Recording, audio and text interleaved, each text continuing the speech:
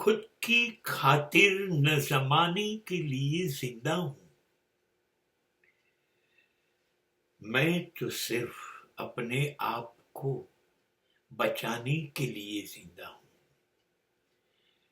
जिंदगी जीने को गरजमंद बहुत हूं मैं, लेकिन मैं अपने मसीहा को बचाने के लिए जिंदा हूं। खुद की खातिर न जमाने की खातिर जिंदा हूं। જીવનનો બહુ શોખ છે મને. એક તક મળી છે પરમાત્મા તરફથી દિલ ખોલીને જીવવું છે. મૃત્યુ સમયે કહી શકું આવ અને લઈ જા. કોઈ અફસોસ કોઈ પસ્તાવો ના રહે.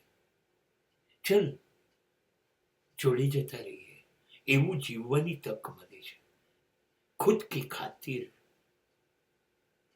અને મારી અંદર રહેલું એક પરમાત્મા, એક પેગમ્બર, એક મસીહા, એને મરવા નથી દેવું, જીવવાની ગરજ છે. लोग जीते हैं गरजमंद है, लेकिन मैं मसीहा को बचाने के लिए जिंदा हूं. कर्ज मिट्टी का चुकाने के लिए जिंदा हूं, એટલા માટે કે આ માટીએ મને જીવનભર ખોરાક, પોષણ વગેરે આપ્યું છે. અને મારે હવે એ શરીર એ માટીને પાછું આપી દેવાનું છે, કાં તો દફન કરીને કાં તો રાખ બનીને.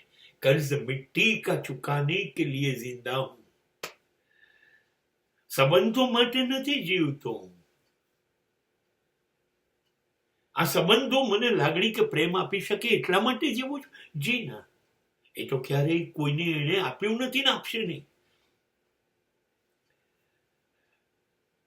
दुख दर्द भुलाने के लिए जिंदा हूं. હું તો એટલા માટે જીવું છું કે દુઃખ છે, દર્દ છે, જખમ છે, પીડા છે, યાતના છે, વેદના છે, નહીં, એની મને કોઈ પીડા નથી.